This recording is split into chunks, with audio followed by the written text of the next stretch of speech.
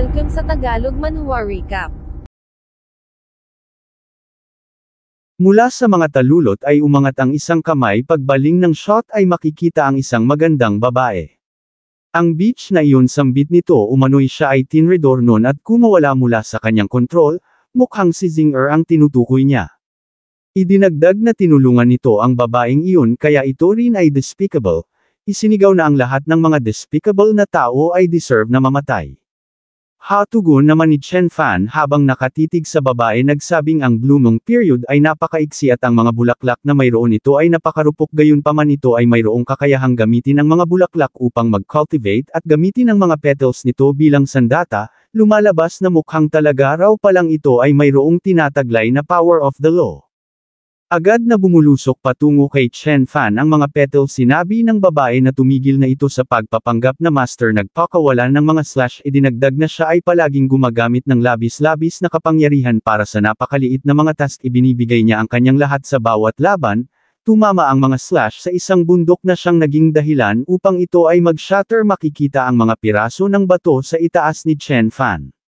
Nagcast ng isa pang spell ang babae, nagsabing dudurugin niya ito ng pinong-pino. Nagcast ng isa pang spell, umano'y ang susunod ay ang best at ang pinaka-exciting na parte, agad na nagpakawala patungo kay Chen Fan, isang pagsabog ang naganap.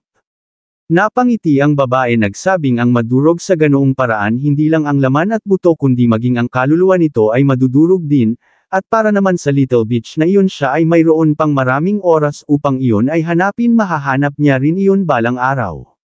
Mayroon pang idinagdag na ilang mga kataga ang babae patungkol kay Zinger, gayunpaman nanlaki ang kanyang mata nang marinig ang boses ni Chen Fan. So saad ng ating bida, so binibigyan lang siya nito ng isang choice, hindi raw ba't iyon ay medyo unfair? Ano, sambit ng babae nang makita ang dahan-daang paglitaw ng imahe ni Chen Fan kasabay ng pagnipis ng usok. Anyway, saad ni Chen Fan, isinasuggest niya raw na i-consider nito ang feelings ng mga inosenteng taong nasa kanyang paligid habang idinidisenyo nito ang kamatayan ng kanyang kalaban. Ang mga ordinaryong mortal ay hindi dapat na madamay sa hidwaan sa pagitan ng mga cultivators. Sa malakas na boses at patanong na tono'y sinabi ng babaeng papaanong naging posibleng nagawa nitong makasurvive. Ngunit sumagot lang si Chen Fan na ginagamit nito ang kanyang buong lakas sa bawat laban, talagang naa-appreciate niya raw ang bagay na iyon. Idinagdag na upang magpasalamat sa hindi nito pagsuko sa paghahanap sa kanya, ibabalik niya ang pabor sa pamamagitan ng pagsagawa sa parehong bagay na isinagawa nito. Nagsimulang mag-infuse ng chi. Idinagdag na dati ang teknik na ito ay isa sa kanyang mga pinaka-paboritong move, at sa araw na ito ay gagamitin niya ito rito. Pinag-isa ang dalawang magkaibang skill na nasa kanyang magkabilang kamay, ang buong lugar ay nabalot ng nakakalulang pressure dulot ng matinding bagso ng enerhiya. Lumalabas na ang teknik pala na ito ay ang Wheel of Sun and Moon, ang teknik na madalas ginagamit noon ni Chen Fan. Nagpakawala sambit ng babae kasabay ng pagpatak ng kanyang pawis, na patanong kung anong uri ng pressure ito. Umano'y ang move na ito ay napakabagal, ngunit bakit daw ba tila hindi niya ito magagawang maiwasan. Iwas sigaw niya sa kanyang isip, nagbigay ng utos sa kanyang nanginginig na mga binti na gumalaw at maging sa kanyang flower carpet. Umano'y pakiramdam niya tila ba siya ay isang palakang tinatitigan ng isang ahas, isang dagang tina-target ng isang pusa. Katapusan niya na. Gayunpaman, split seconds nang tatama na ang atake ay bigla siyang iniligtas ni Chen Fan na siyang ipinagtaka ng babae, napatanong kung ano ang ginagawa nito. Sumagot si Chen Fan na kadalasan ay hindi siya nagpipigil laban sa kanyang mga kalaban, ngunit kung iyon naman ay isinasagawa niya, iyon ay nangangahulugan lang na ang kalaban na iyon ay mayroon pang silbi para sa kanya. Dagdag ni Chen Fan, umano'y base sa ekspresyon nito ay maaaninag mo ang pag-aasam. Sumagot ang babae na siya ay mayroong life-saving ability na iposes ang taong papatay sa kanya, maaari siyang ma-reborn gamit ang isang fresh na katawan. Kung kaya naman kapag pinatay siya nito, ang mga magiging susunod na pangyayari mararanasan niyang maging lalaki sabay tawa. Sinabi ni Chen Fan na originally wala siyang balak na patayin ito, ngunit since gusto nitong i-seize ang panibagong buhay, maaari niya rin namang gawin iyon para rito. Napa-flinch ang babae sa kanyang narinig sambit niya, ngunit umano'y iniligtas nito ang beach na iyon. Talaga raw bang maaatim nitong tingnan lang na iposes niya ang katawan ng babaeng iyon? Sumagot si Chen Fan na iniligtas niya lang ang babaeng iyon upang magbayad ng pabor at kung ang katawan nun ay mapuposes nito kasalanan niya na yun, since hindi niya kayang kontrolin ang kanyang galit wala na siyang ano pa mang kinalaman doon. Hatugon ng babae nagtanong kung ito ba ay nagsisinungaling sa kanya, ngunit sumagot lang si Chen Fan na ito ay ang siyang unang nagsinungaling. Idinagdag na kung talagang ito ay mayroong kakayahang iposes ang katawan ng iba upang magpatuloy na mabuhay bakit naman daw ba nito sasabihin sa kanya, iyon ay nangangahulugan lang na gumagawa lang ito ng kwento upang takutin siya. Bitawan mo ako sigaw ng babae na agad namang tinalima ng ating bidang ngumisi. Sinubukang isama ng babae ang kanyang flower carpet subalit siya ay nagtaka sa naging resulta. Napatanong kung nasaan ang kanyang flower carpet ano ang nangyari sa kanyang spell at spiritual power, teka lang umano'y ang kanyang kapangyarihan ay tuluyan ng nasil at mukhang iyon ay dahil sa spiritual power fluctuation ng move na isinagawa ng taong ito kanina. O no kahit na siya raw ay hindi pa mamatay rito mula sa pagkakahulog siya rin ay hindi makakatakas, nang biglang nag-extend patungo sa kanya ang ilang mga vines. Exciting hindi ba saad ng ating bida nagtanong ang babae kung ano ba talaga ang kailangan nito, ngunit sumagot lang si Chen Fan na sinabi niya nang mayroon pa itong silbi sa kanya. Ano sambit ng babae hindi naman daw siguro nito binabalak na gamitin siya bilang tool upang ma-improve nito ang kanyang cultivation hindi raw ba, ngunit kung ganoon nga mas pipiliin niya parong mahulog sa kamatayan. Sumagot si Chen Fan na hindi niya kailangan ng cultivation partner, bukod pa dun ito rin naman ay hindi worthy na maging kanyang cultivation partner. Ikaw pautal na sambit ng babae ngunit sinabi lang ni Chen Fan na tumigil na ito sa kakadada at sumama na sa kanya ngayon din. Thus ganoon na nga ang nangyari at makalipas ang ilang sandali ay lumipat ang eksena sa residence ni Chen Fan. Nagtanong ang babae kay Chen Fan kung mayroon pa ba itong ibang lugar na tinutuluyan umano'y ang bahay na ito ay napakapangit. Sumagot si Chen Fan na tumigil na ito sa pag-iisip ng patungkol sa pagtakas sumunod na lang ito sa kanya, nagbigay ng utos na umupo. So saad ng babae nagtanong kung sa papaanong paraan siya nito gagamitin nagbuhos ng tsaa si Chen Fan sa baso sumagot na gusto niyang sabihin ito sa kanya ang patungkol sa mga sekreto ng pagko-cultivate ng mga bulaklak. Ano pa sigaw na tugon ng babae ang pangahas naman daw nito. Nagsabing ang inheritance ng martial art techniques ay ang siyang pinakapapahalagahang sekreto ng mga cultivators which is hindi maaaring i-reveal kahit na ang mismong buhay mo pa ang maging kapalit, ni hindi ka nga raw maaaring mag-inquire man lang patungkol dito ito raw ay napaka-shameless. Idinagdag na patayin na lang siya nito ngunit sumagot lang si Chen Fan na tumigil na ito sa pagpapanggap umano'y wala siyang pake patungkol sa moral standards ng mundong ito besides talaga raw bang iniisip nitong mayroon itong inheritance ng cultivation technique, nagagawa lang nitong makultivate ang mga bulaklak dahil sa ito ay nakakuha ng kaunting pabor mula sa power of the law.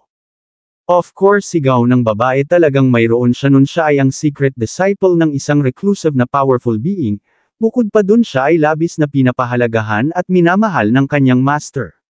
Siya ay pinalaki nun pinalago at pinrotektahan, tiyak na iyon ay tutungo rito upang iligtas siya na titiyak niya yon. Sige pa sabat ni Chen Fan ito raw ay magpatuloy pa hanggat siya ay hindi pa nababagot maaari pa itong gumawa ng mga kwento. Napaiyak na lang ang babae sa kanyang narinig nagtanong kung ano ba talaga ang kailangan nito mula sa kanya paano nito gayunpaman hindi niya na naituloy pa ang sasabihin niya nang biglang dumugtong si Chen Fan na ang kailangan niya ay ang eternal law.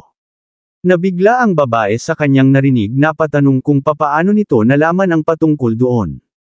Sumagot si Chen Fan na wala na itong pake papatungkol doon idinagdag na bibigyan niya ito ng dalawang choices ngayon. Ang isa ay ang i-handover nito sa kanya ang eternal law at bibigyan niya ito ng teknik upang matulungan itong ma-establish ang kanyang pundasyon daw ito ay muling magsisimula sa square one, maaari pa rin naman itong maging cultivator. Ang pangalawang choice naman ay puwersahan niyang kukunin ang eternal law mula sa katawan nito maaari itong mamatay o kaya naman malumpo, at hindi na aabutin pa ng ilang araw.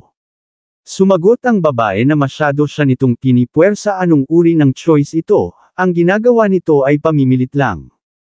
Oo ganoon nga tugon ni Chen Fan ito ay pamimilit ngunit kumpara sa dati niyang pamamaraan, ang ginagawa niya para rito ngayon ay di hamak na napaka-gentle.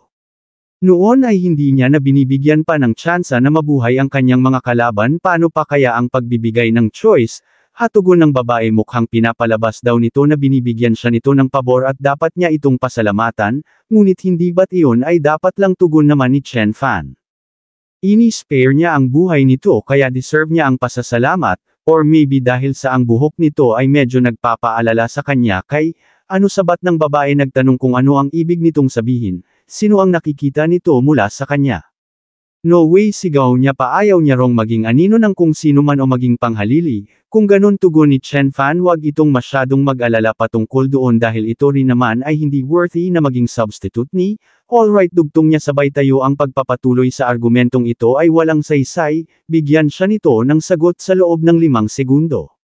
Nagsimulang magbilang si Chen Fan 5 bigkas niya agad na sinabi ng babae na pinipili niya yung unang choice, gusto niyang mabuhay. Idinagdag na nagawa niyang maabot ang kanyang kasalukuyang posisyon, ang lahat ng iyon ay salamat sa power of the law na aksidente niyang nakuha noon.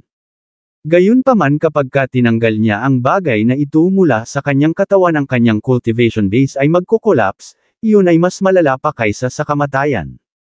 Kung kaya talaga raw bang tutuparin nito ang kanyang pangakong tutulungan siya nitong ma-re-establish ang kanyang pundasyon at iligtas ang kanyang buhay, sumagot si Chen Fan na ang tanging magagawa lang nito ay ang magtiwala sa kanya.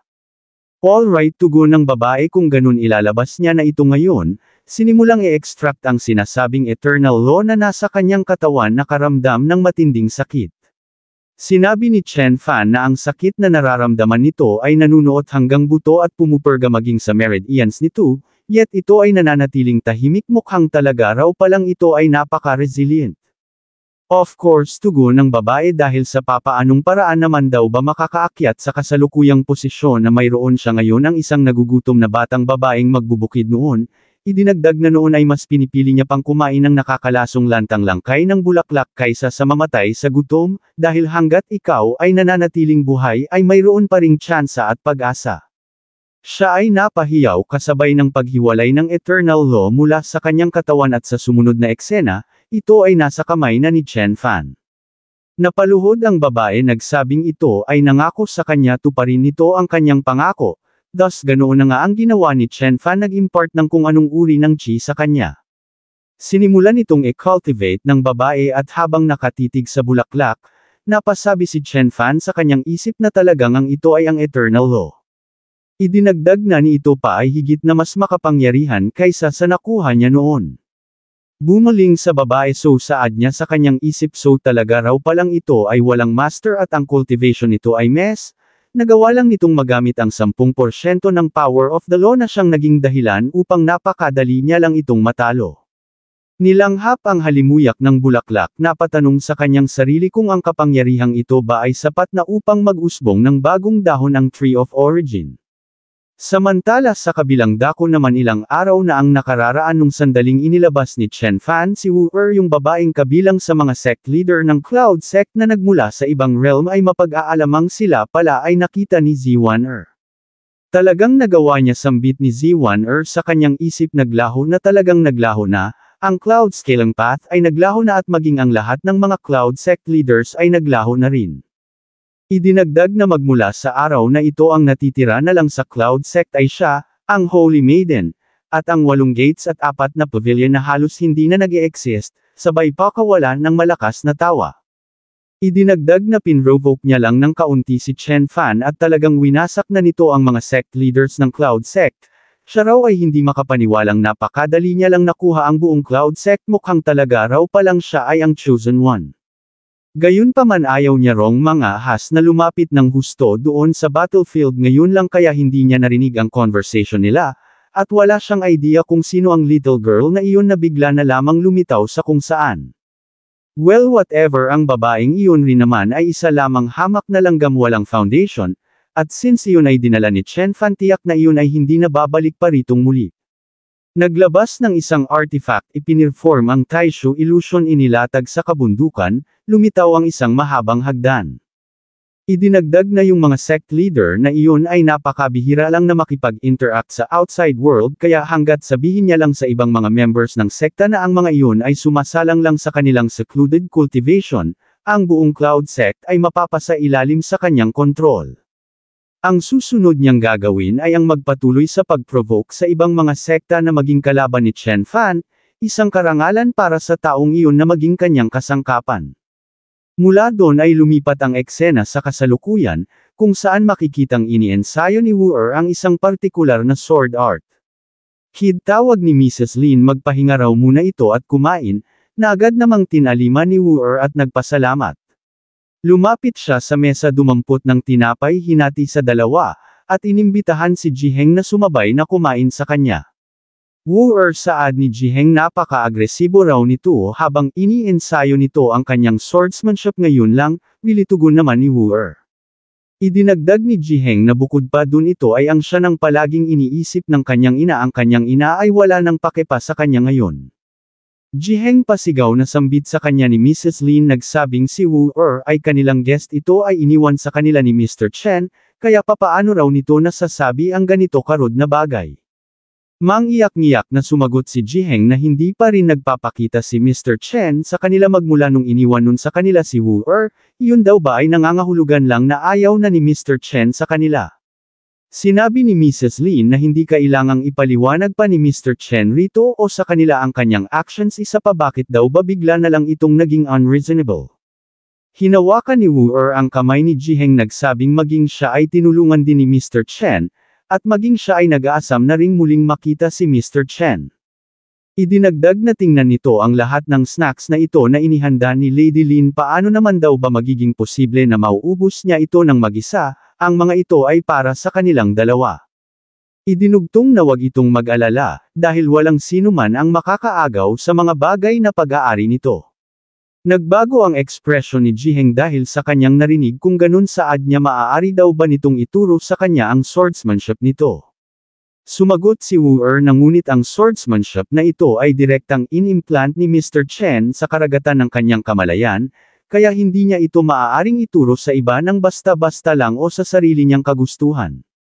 Hindi ito nagustuhan ni Jiheng sa malakas na boses ay nagsabing lumalabas na hindi lang daw pala ang kanyang ina ang kinuha nito mula sa kanya kundi maging si Mr. Chen din, patakbong umalis.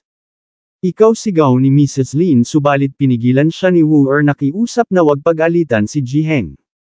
Lady Lin dagdag niya pa umano'y ang pag-aarugang ibinigay nito sa kanya sa panahong siya ay naririto ay higit na nakahihigit sa pag-aarugang natanggap niya sa kanyang nakaraan, siya raw ay lubos na nagpapasalamat. Idinagdag na ngayong ang kanyang katawan ay naka-recover na ng tuluyan, siya ay mayroon ng kakayahang protektahan ang kanyang sarili, kung kaya siya ay aalis na bukas upang maghanap ng trabaho upang masuportahan ang kanyang mga sariling pangangailangan. Sinabi ni Mrs. Lin na hindi niya ito mahahayaang umalis ng mag-isa. Sumagot si Wu na ayos lang yun, wag itong mag-alala. Siya ay dumaan na sa lahat ng uri ng paghihirap at ngayon taglay ang dalawang lifetime na experience, siya ay kumpiyansang maaalagaan niya ang kanyang sarili mabubuhay ng maayos.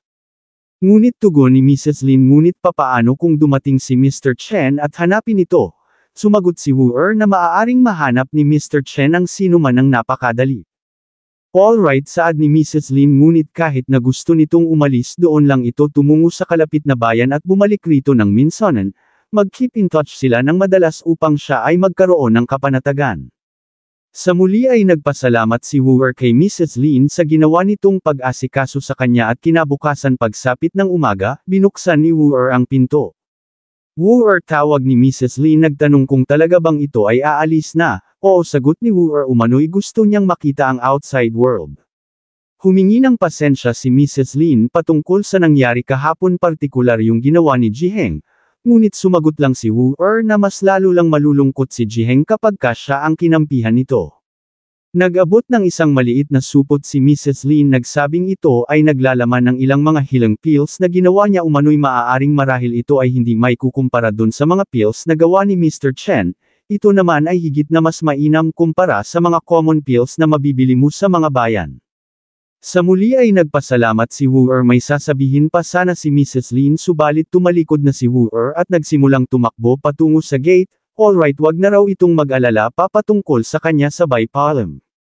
Sa labas ng gate ay napa-exhale si Wu sa wakas, sambit niya sa kanyang isip, siya ay malaya na mula sa family na ito, muli niya nang nakamtan ang kanyang kalayaan. Kasabay ng kanyang mga paghakbang ay idinagdag ni Wu na ang mamuhay sa seclusion rito wala siyang maririnig na anumang balita patungkol sa Cloud Sect, inilabas ang espada at idinugtong na yung mga bastards na iyon ay hindi na makaka-interfere pa sa mundong ito kaya siya ay ang siyang dapat na mag-inherit sa Cloud Sect. Kung mayroong balita ng chaos sa Cloud Sect iyon ay mainam ngunit kung wala naman, maaaring magiging mahirap para sa kanya na muling makuha ang kanyang mataas na posisyon. Ngunit kahit na ano pa man hindi maaaring siya ay maghintay lang sa lugar na ito, walang sino man ang maaaring makakuha sa mga bagay na dapat sa kanya.